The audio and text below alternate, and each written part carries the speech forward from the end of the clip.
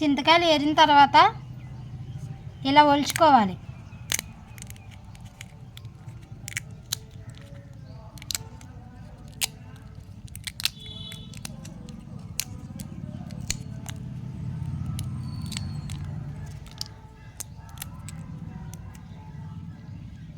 ఇలా ఒలిచిన చింతపండుని ఎండబెట్టాలి. ఒలిచిన చింతకాయలని ఇలా ఎండబెట్టాలి. ఎండబెట్టిన తర్వాత చింతపండుని గింజ తీయాలి. గింజ తీయడం కోసం ఇలా నైఫ్ తీసుకుని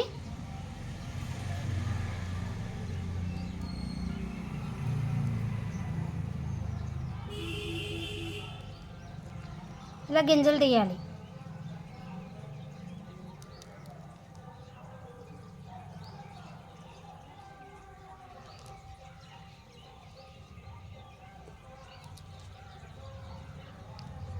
ఇలా గింజలు తీసి ఈ గింజలని సపరేట్గా పెట్టాలి. ఇలా గింజ తీసిన చింతపండు మార్కెట్ తీసుకెళ్ళి అమ్మొచ్చు, కూరలో వేసుకోవచ్చు, చింతపండు పచ్చడి కూడా తయారు చేసుకోవచ్చు. హోమ్ మేడ్ చింతపండు ఇది.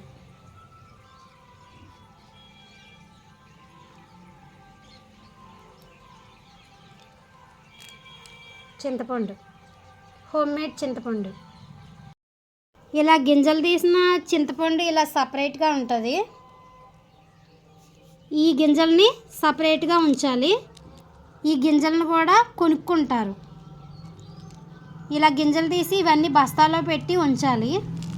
ఈ గింజలను కూడా వచ్చి కొనుక్కెళ్తారు పల్లెటూరులో. ఈ ఒలిచిన తొక్కలను కూడా పొయ్యిలో వేసుకోవచ్చు. Zero wastage. చింతకాయలు పండిన తర్వాత చింతపండు అవుతుంది. ఆ గింజలు తీస్తేనేమో ఆ గింజలను కూడా అమ్మొచ్చు. ఈ వేస్టేజ్ని కూడా ఈ చింతపండు వేస్టేజ్ని కూడా పొయ్యిలో వేసుకోవచ్చు, పొయ్యి మంట వేసుకోవచ్చు. జీరో వేస్టేజ్ చింతపండు టామరిండ్. మనం చేలో వేసుకున్న చింతపండు చాలా పుల్లగా ఉంటుంది, చాలా టేస్టీగా ఉంటుంది, ఆరోగ్యానికి కూడా మంచిది. హోమ్ మేడ్ చింతపండు మంచిది అన్నమాట.